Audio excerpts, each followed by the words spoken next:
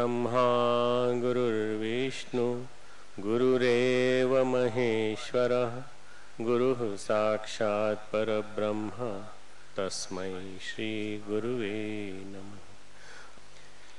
All the brothers and sisters present here in the audience, all the corporate people who are present here today to listen to a discussion which is going to involve more than 6 persons, and then there will be open house session so that we can have interaction of as many number of persons as possible. The topic is very, very good. Topic is of my liking. Sometimes people ask me, you are a medical doctor, you are a cardiologist, and how did you enter the field of management?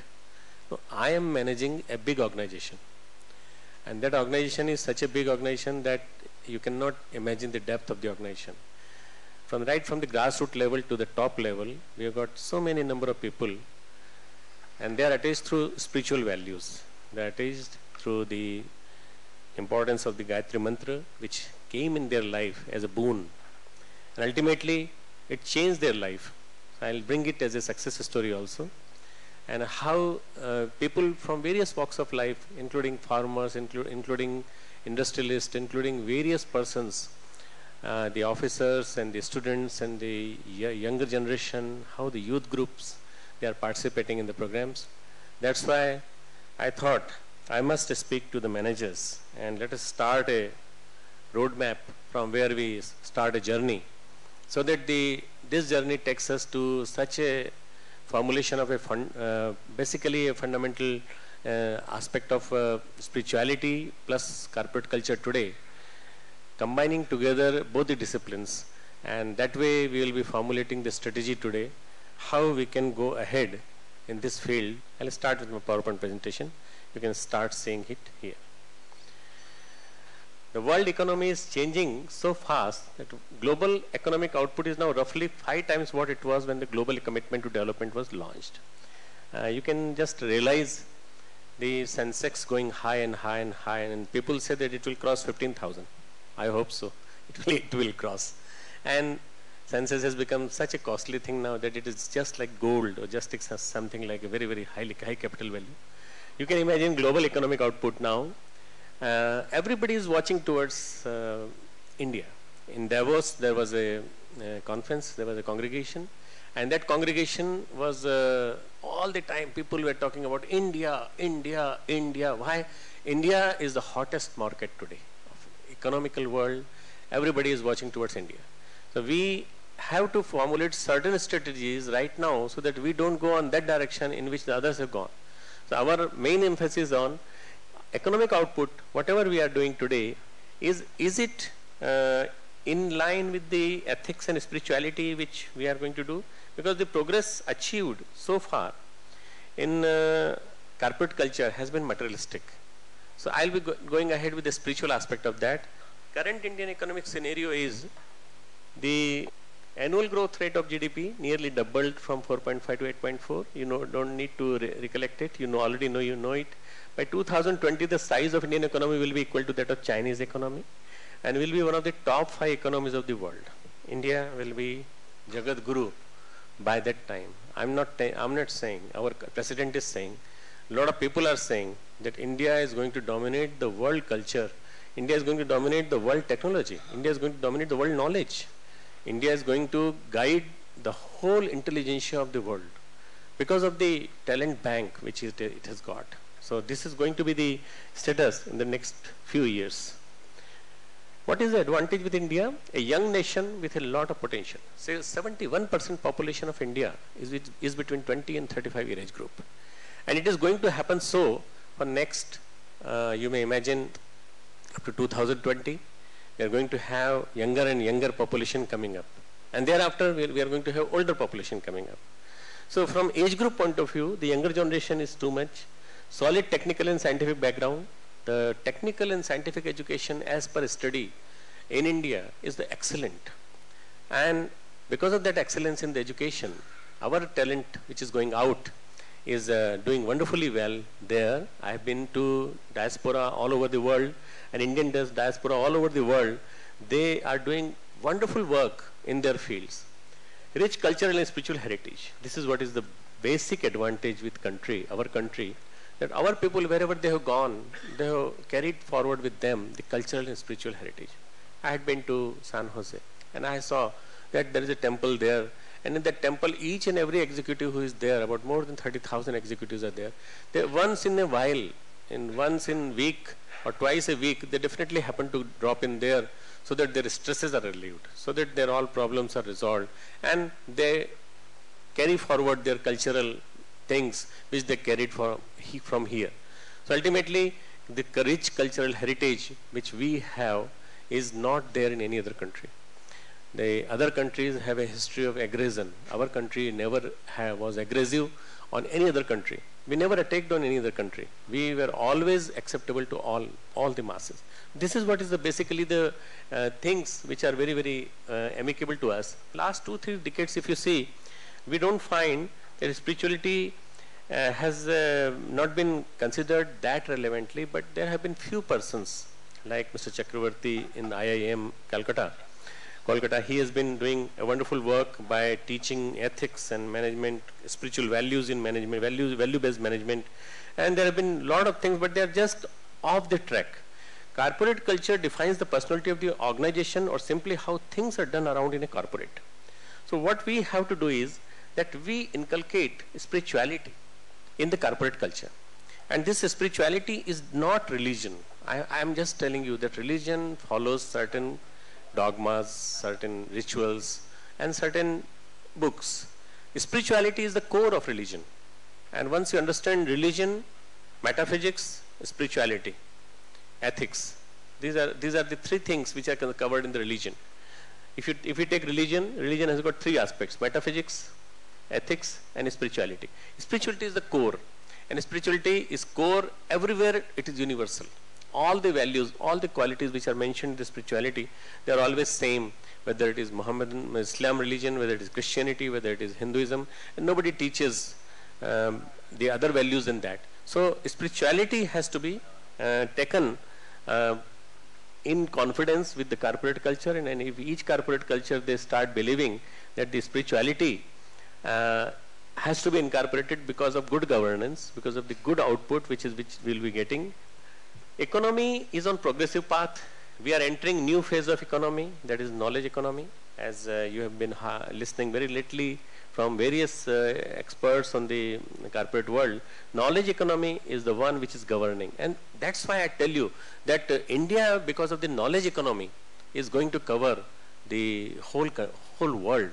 It is going to envelop in next 8-10 years, and we are right at the point. We are 2005 is the right point to start this discussion. 2005-2006, we are starting at such a point that in next 7 years, if we plan in such a way, by 2011-2012, the knowledge economy is dominantly being looked after by India, and the whole world knowledge is being governed by India. India can become Jagat Guru. Our country used to be Jagat Guru earlier times, and it can become Jagat Guru by 2020. That I can tell you. In the field of economy, in the field of culture, in the field of spirituality, in the field of technology, in the field of, you can say, management, all aspects.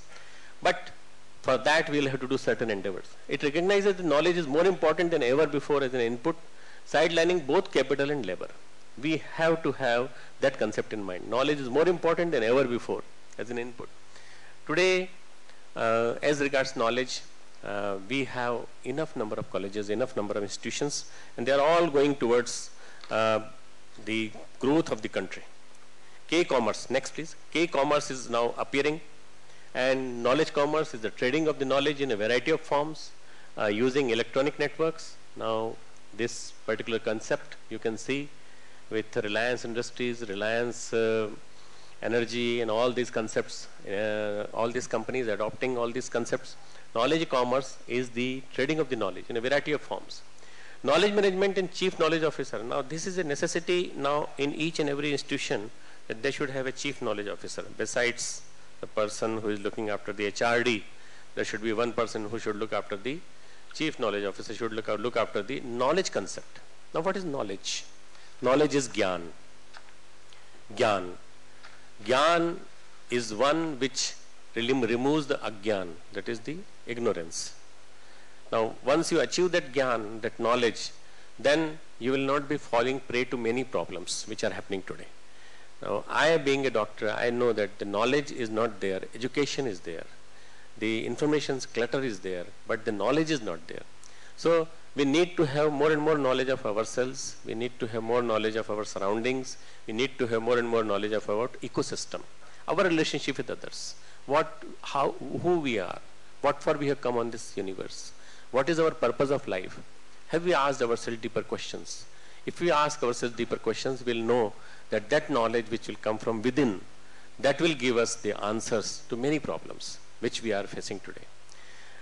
Corruption, rampant bribery, rampant the pollution which is happening, and then the intercultural strifes, all these strains in the religious groups, and then the political people playing with our emotions, playing with our basically our republican structure.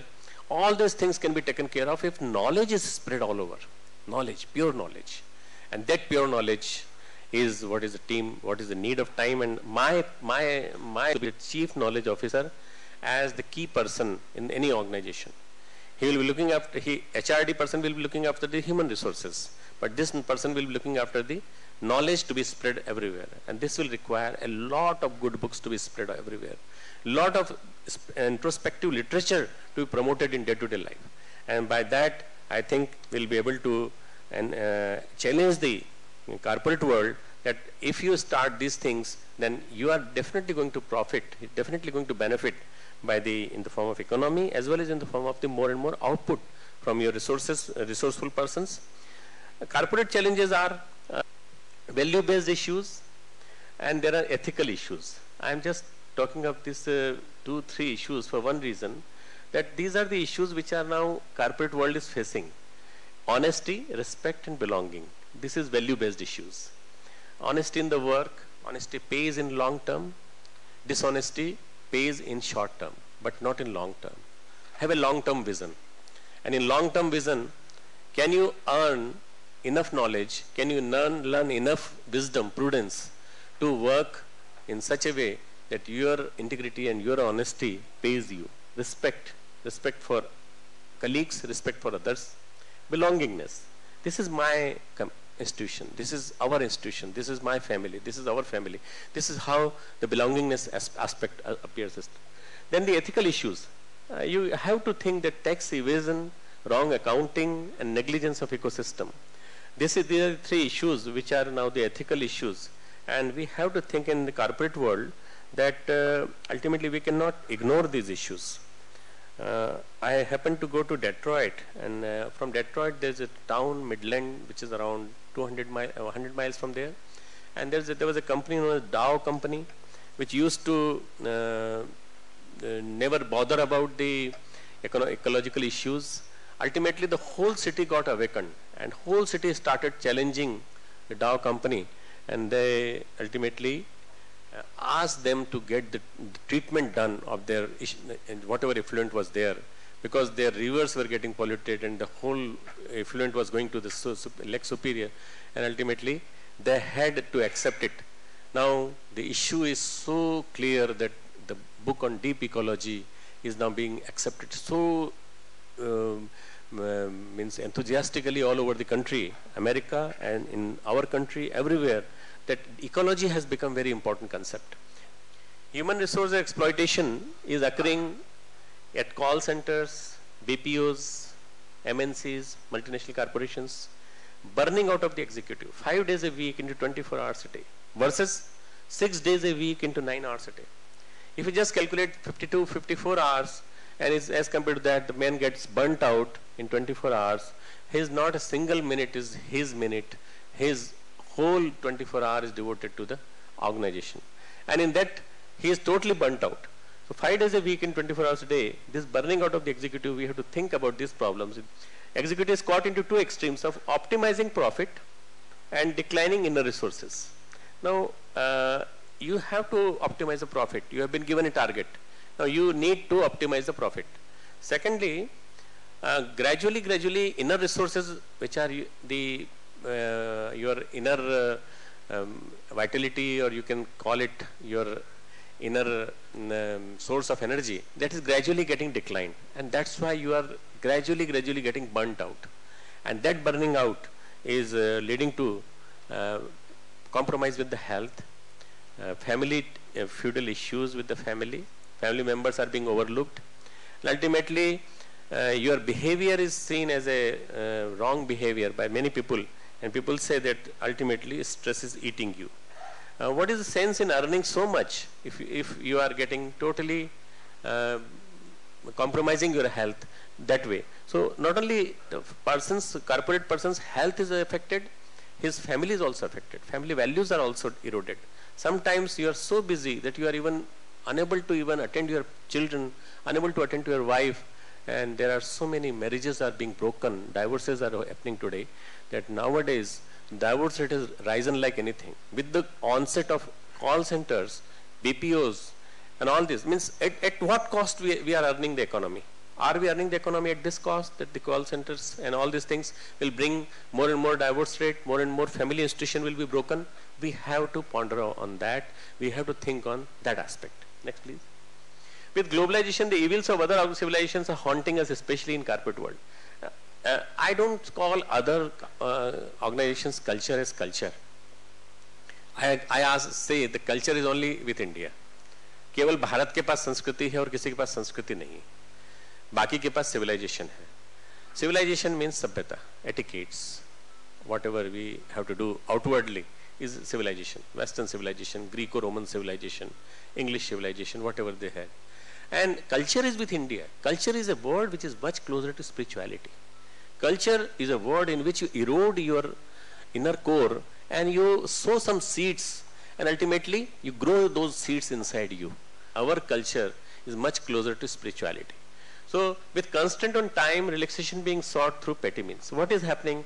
The time is so short that we are very short of time. Relaxation is being sought through petty means. We are going to enjoy a lot of things, and a cup of coffee, not a cup of coffee, 1 liter of coffee. You won't imagine, in America, average American drinks 5 liters of black coffee in one day in 24 hours, including our interns, including residents, including the executives.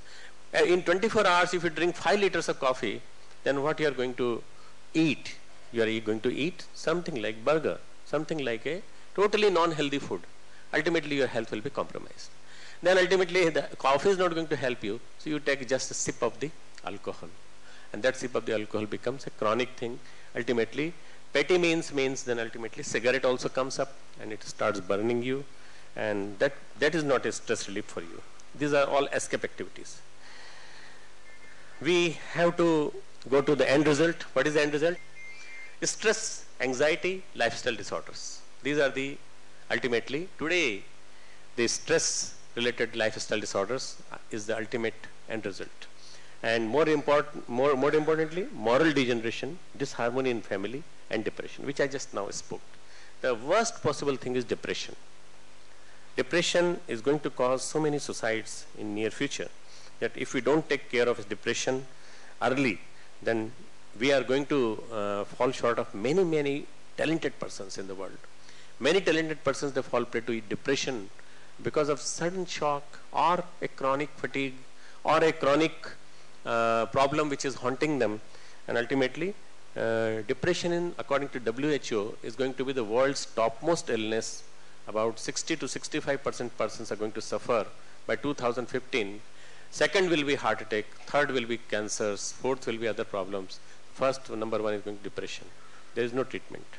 Besides the drugs which we are giving for bipolar depression, for endogenous depression, whatever drugs we are giving, there is no treatment except the thought revolution, except the changes in the thinking process of the person. So that depression we have to prevent. Next we go to the pathway to success. Can spirituality and ethics be integrated in business, bring cutting edge? Our topic today. If we integrate spirituality and ethics in the business, can it bring the cutting edge? We have come to the point that we start defining the cutting edge. Is it possible to maximize ethics and profits together in a business by adopting spirituality? I will say yes, it is possible. How to eliminate stress associated with the modern lifestyle and promote well-being at physical, mental and spiritual level. How we can manage the stresses of today, and for this how we can help the corporate people. Materialism is driving forces are greed, attachment and egoism. Spirituality leads to inner peace, self-satisfaction, eternal bliss. Materialism and spirituality, this word has to be understood very properly, because the materialism gives us lot of things, and in that is most important is money. But I am saying you spirituality also brings you immense wealth. Dravinam. Spirituality can also give you immense money. If you follow a spiritual path, it can bring you immense money. There is a saying about that in Atharvaveda. Stuta maya varda vedmata prachodyantam pavamani dvijanam ayuh pranam prajam pashum kirtim dravinam brahmavarchasam mayyam dattva vrajat brahmalokam. Dravinam. Spirituality gives you. If you follow the spiritual path, it gives you money also. So, if you follow the path of spirituality, you will be going away from greed, you will be going away from attachment and egoism. Ultimately, you will be leading a path of inner peace, relaxation, and money which will be staying with you. Money which stays is known as Lakshmi. Money which goes is known as money. Simple money. So if you want to retain Lakshmi, try to cultivate those qualities in your life. Spiritual principles are universal and pertain to pure consciousness and harnessing of inner potential. These principles, they do not belong to any sect. In fact, spirituality forms the core of all religion. This one word I want to very, very specifically make clear, that spirituality is not a word of any religion. It belongs to all religion. And spirituality is something through which you enhance your qualities, exalted emotions. More and more cognitive behavior starts improving, perceptive behavior starts improving, and more better way you are working, your working efficiency improves, and your behavioral skill improves, and your emotional depth, it starts developing. That is what is the spiritual development. If you want to know from me spiritual development is your personality which is visible, and that is spiritual development will be seen as a very, very composed personality. Very, very energetic personality combined together. Means energetic to do something unusual, and very, very composed, very, very soothing, never at stress. So how to achieve that? It is, in fact, spirituality is something which we can all cultivate in our day-to-day life. Spirituality offers us a methodology to deepen our awareness of our inner being, and from this develop or change the self in ways that are conducive to the kind of corporate culture we want. This is how the corporate culture is going to deepen our awareness of our inner being. From this, develop or change the self in ways that are conducive to the kind of corporate culture we want to develop. This is what basically my model of a spiritual world will be, in which the spirituality and corporate world will act together. What is corporate culture? The act of developing intellectual and moral faculties and putting them into practice. This is what is the most important thing, intellectual plus moral faculties together.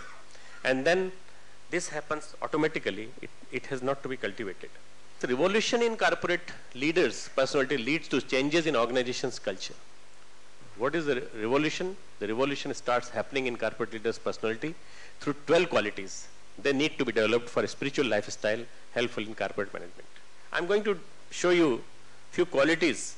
If you develop those qualities, if we start running training program for developing these qualities, then even if we have 50% of these qualities, through these qualities we can run the whole organization with spiritually elevated people. What are these 12 qualities? Next please.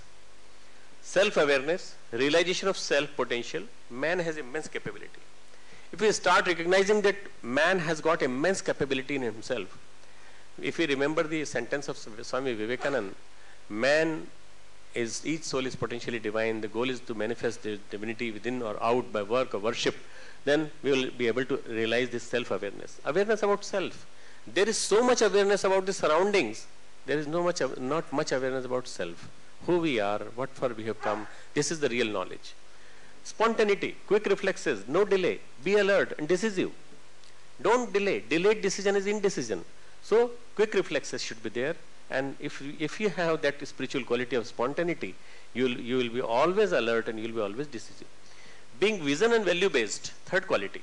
Visionary attitude towards future of the organization with pinpointed aims and objectives.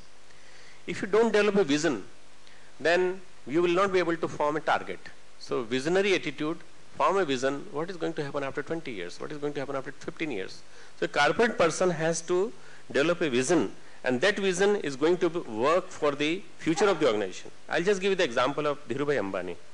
Dhirubhai Ambani visualized something in his concept, and his conceptualization went on becoming sharper and sharper, ultimately till he formed a group in which his group was one of the topmost group as a non-government group, and ultimately a biggest group which was really a model of corporate culture with spirituality being involved in that. Being vision and value based. Next please. Holism. All views comprehended as interconnected. Holistic outlook. एकांगी दृष्टिकोण नहीं होना चाहिए. One pointed centeredness नहीं, बल्कि as a whole, as a complete being, पूरा के पूरा हम उसको देखें, and all views comprehended as interconnected. Just like a web, each and everything are connected together, intertwined. If we understand the whole web today, then ultimately the holistic concept will come. The holistic concept of management will start developing, and then you are one small worker and you are one big worker. They will be intertwined together. Compassion, sympathy, empathy, and concern for others, necessary for team building. The team building is a very, very important task, and for building a team, you need to have the very, very important exercise of compassion and love and affection towards the employees, love and affection towards the target, love and affection towards the goal, ultimately taking all together with a team. And then celebration for diversity. Search unity in diversity. Accept and embrace others too. Sometimes in diversities we just get entangled in whether to take this path or that path. But in that way, you can search unity in those diversities. And that spiritual trait will definitely help in excellence in the corporate world. Field independence. Have your own say. Don't follow the crowd or majority. Field independence. You should be independently able to say that this is my conjecture. This is my word, final word. And your own say, don't follow the crowd or majority. If people are going on that path, don't go on that path. Just think of your own. Think of your own prudence. Think of your own conscience. आप अपने विवेक से सोचिए, आप अपनी बुद्धिमत्ता से सोचिए, और आप अपने experience से सोचिए. Tendency to ask fundamental why. Always ask fundamental why. Constant reasoning, rational thinking. Can we do something new and how? Why to run through generations? Why to follow a predecessor? Why can't we have our own novel thinking? So this is how tendency to ask fundamentals why. And this why will give you lot of things which are very, very original. Ultimately, constant reasoning will bring you to the point that rational thinking will ultimately help you in developing your own outlook. Ability to refrain. Learning the ability to stop yourself from doing something traditional. A lot of times, many things which should be inhibited, but you just do them. So ability to refrain is some quality which you must have developed, and this spiritual trait is very, very important. Make adversity as your source of power. Yogi's outlook. A yogi makes adversity his source of energy, and this source of energy goes on like anything. Ultimately, you become so powerful because of that adversity. Adversity makes a man sharper. प्रखरताओं प्रतिकूलताओं में प्रखर व्यक्तित्व बनता है. Adversities make a personality very, very sharp and brilliant. So why can't we have the powerful person? Yogi's outlook. Humility. Develop basics for self-criticism. Be more modest, be humble, and say it may be my mistake, but all of us will combinedly take the responsibility, and ultimately we'll criticize ourselves first. The board of chairmen's meeting is occurring, and at that time you just be in your humility, you express yourself. Sense of vocation, selfless service to society at large besides your system. आपके organisation के अलावा और भी कोई social service के काम है उनको कर सकते हैं क्या? Can you do something in which you are able to be supplementary to the government services? Can you do something which is extra? Can you do something which is definitely devoted to the society? And at a large organization, your organization is serving much more larger community, like in the field of education, in the field of supplying water, in the field of water harvesting, in the field of tree plantation, something like that, in the field of energy, alternative energy, all these things can be addressed. So this vocational sense of vocation can be developed, that thing. 12 qualities I have given you. Spiritual attitude is the most effective preventive and remedial measure against all kinds of problems and stresses in work. Let us contemplate on this issue. Stresses in the work, problems in the work. What are the problems in the corporate world? The problems in the corporate world are, does your workplace have high work stress and low job satisfaction? Ask yourself a question. Low job satisfaction and high work stress. Do you have backstabbing or verbal abuse? Spirituality might help you, because the biggest problem today is stress, and this stress can be managed very well, properly. Next please. Stress in workplace reduces production, increases management pressure. Workplace stress affects the work performance, memory, concentration and learning. And 20 million work days are lost every year in India because of stresses. So why should we unnecessarily take those stresses with us? Can't we try to manage those stresses? For your knowledge, I have to tell you that stress cannot be eliminated. Stress-free life is just like death. We have to take stress as a spice. We have to take stress as a constructive stress. So how to make that stress constructive? Let us see the stress origin. Next please. Stress originates from the from the original roots, spiritual faith, your own faith in yourself. Atma Vishwas is Ishwar Vishwas. Belief in God is your own faith in yourself. Then the mind is the trunk and the body is the branches. Now what is happening today? Watering the body, watering the branches is happening. Nobody is taking care of the roots. If the roots are not being taken care of, one day the tree will fall.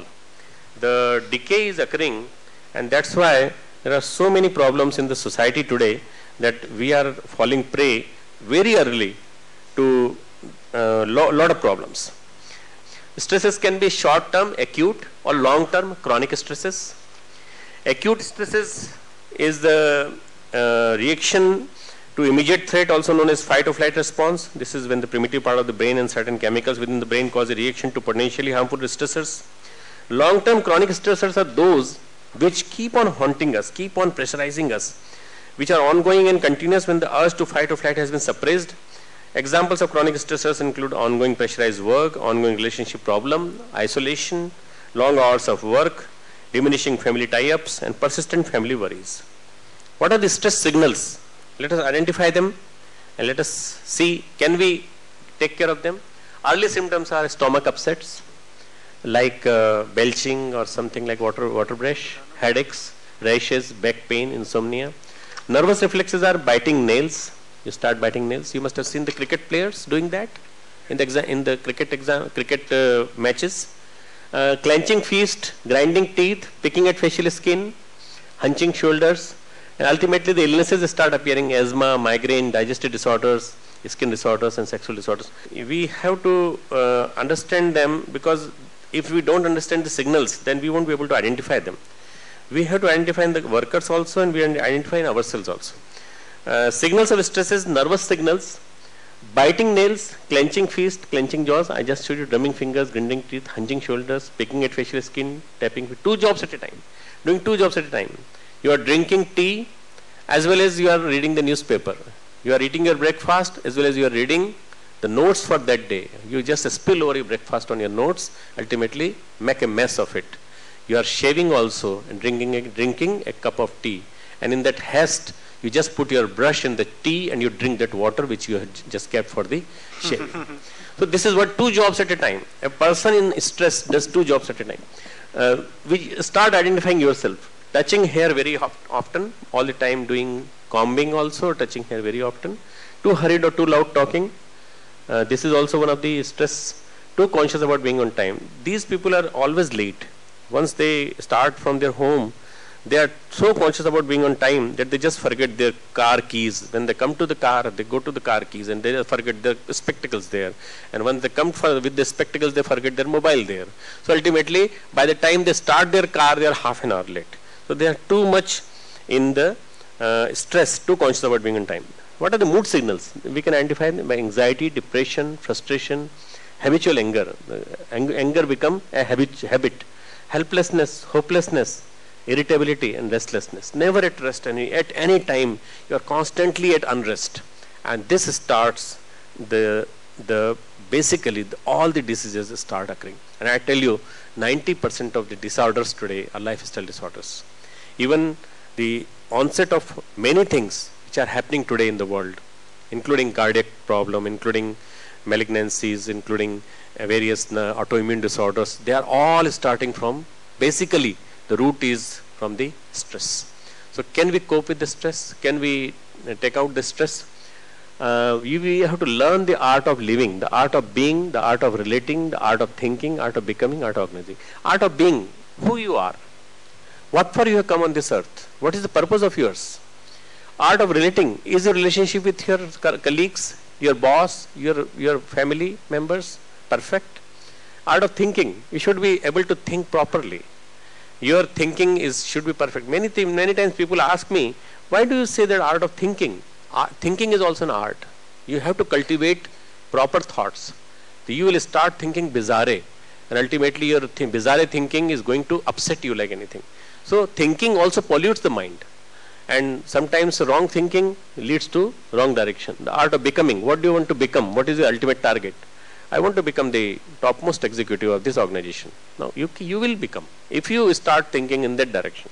The art of organizing, you may be the organizer of, you may be the manager of, you may be the general manager of, you may be the MD of any organization, but if you have to become the MD of yourself, first organize yourself properly, schedule yourself properly, properly organize your resources, properly organize your senses, and ultimately learn 4 sanyams: Samaya Sanyam, Arth Sanyam, Vichar Sanyam, and Indriya Sanyam. These 4 sanyamas you have to understand to organize yourself. Tools and techniques to awaken inner strength. What you need to awaken inner strength? I suggest this 6-pronged program for the for everybody. Auto-suggestion. By yourself giving auto-suggestion, that I am getting more and more better. I am giving all the time yourself a shot of thought. And power of syllables, Gayatri Mantra. Through Gayatri Mantra you can achieve, Gaya means prana, Tra means prana.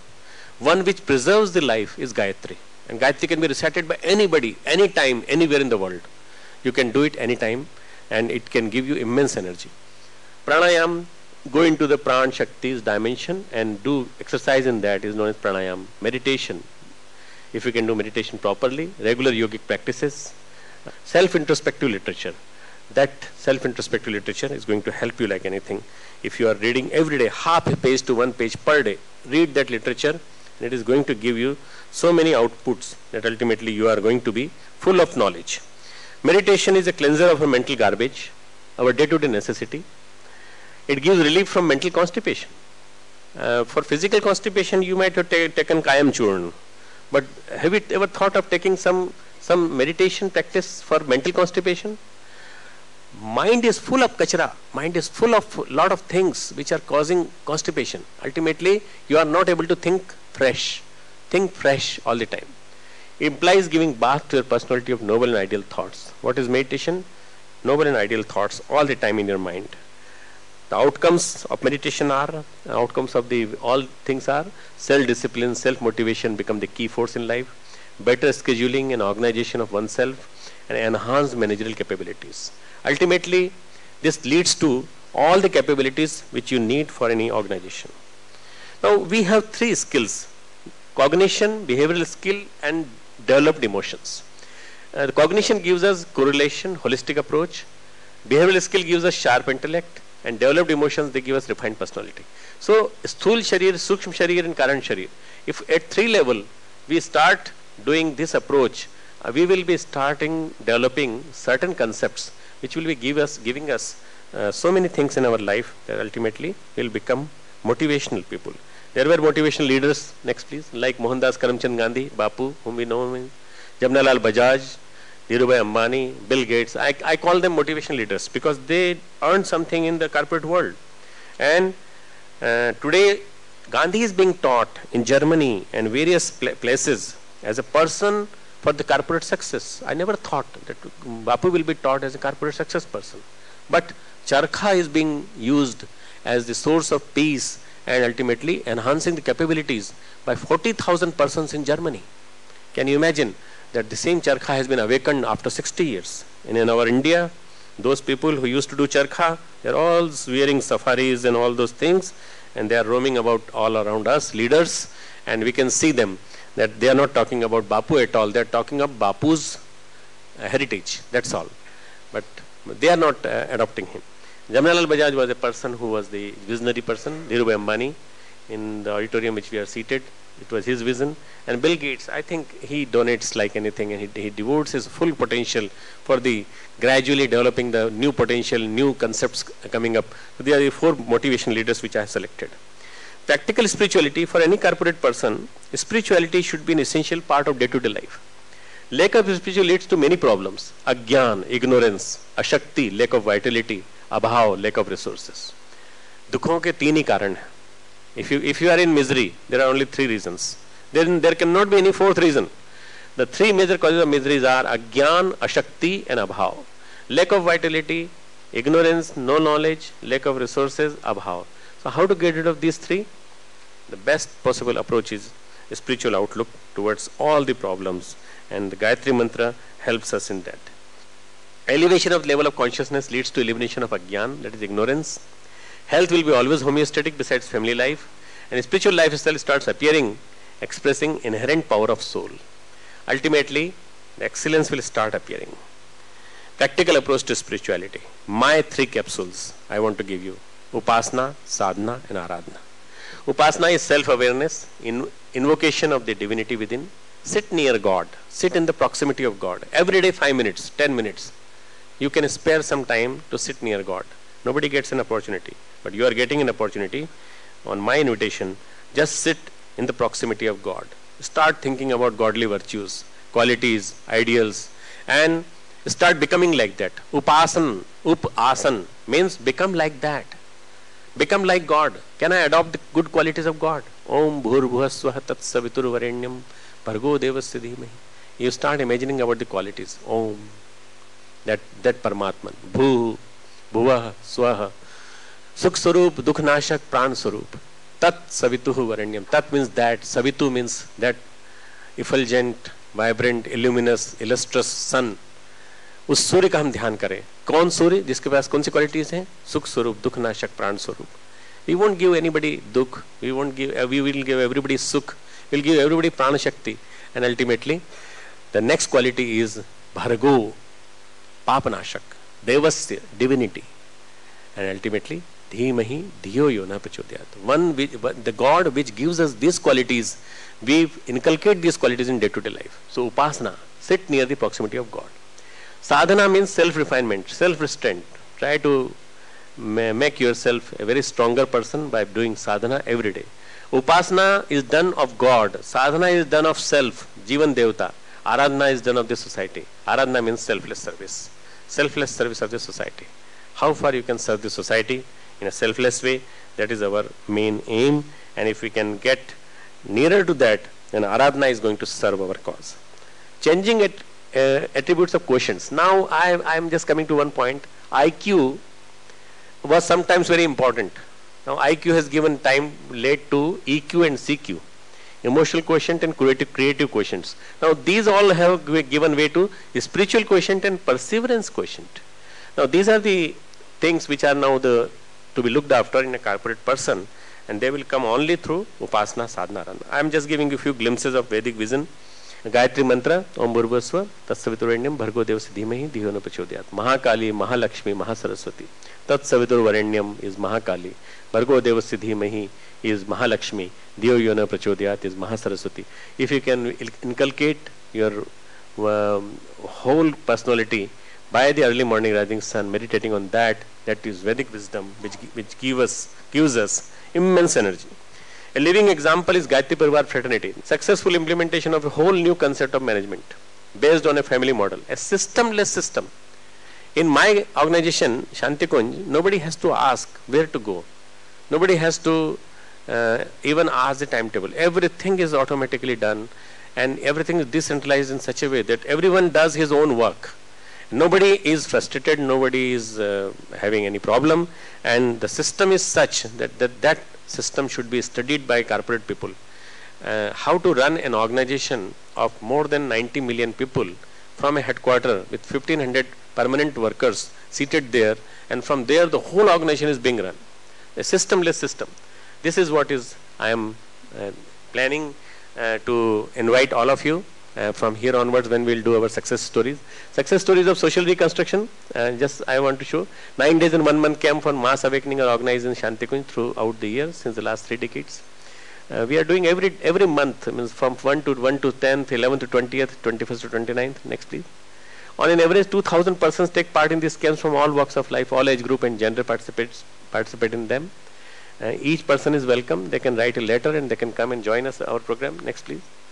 You can see age-wise distribution of the sadhaks in Shibir.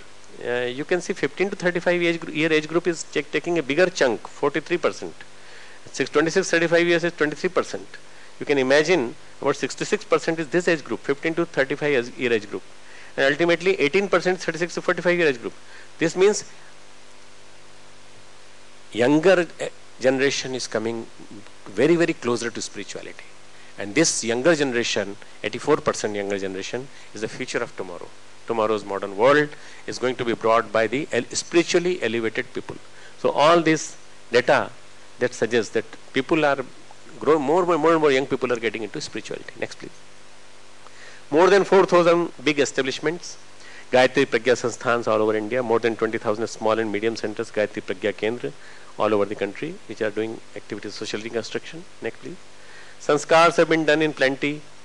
I'm just showing you 2000, 2001, 2002, 2003. Various sanskars which are being done. You can see the number. The number is immense, and people, they come from very long distance. People, they even come from the abroad and they get it done. Next please.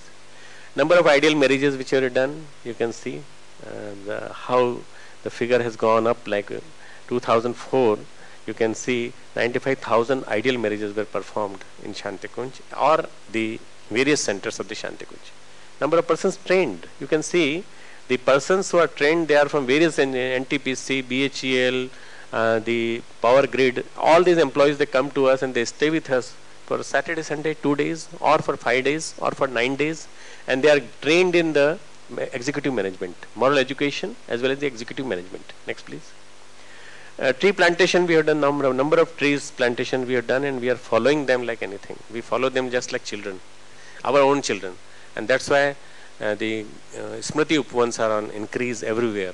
We are trying to ask people to have more and more Upvan in their ancestors' memory, so that we have so many greenery has been lost, and then all those trees should be herbal trees. Next please.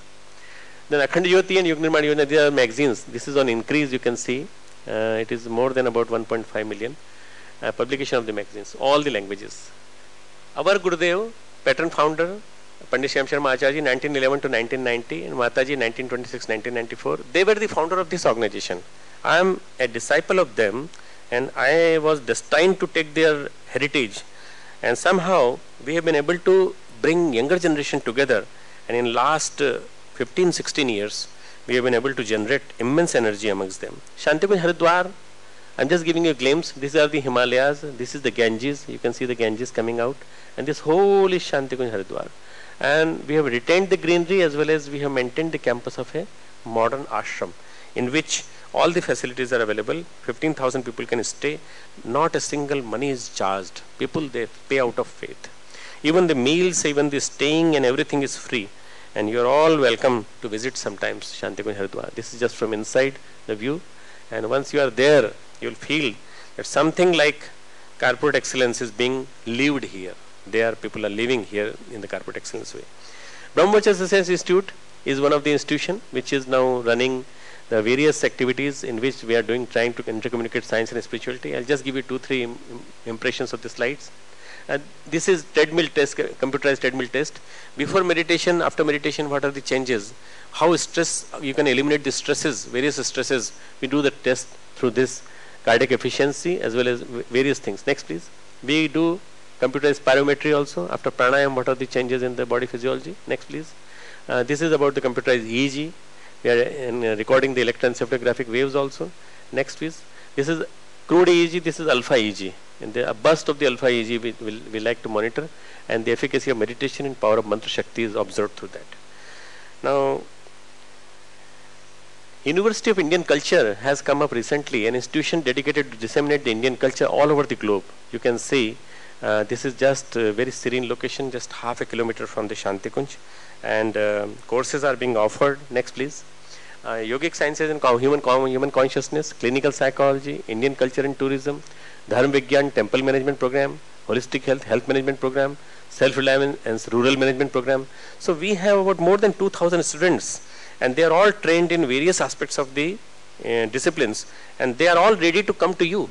And they, within next 1 year, I'm starting, next please, I'm starting 500 centers all over the country, 500 constituent colleges.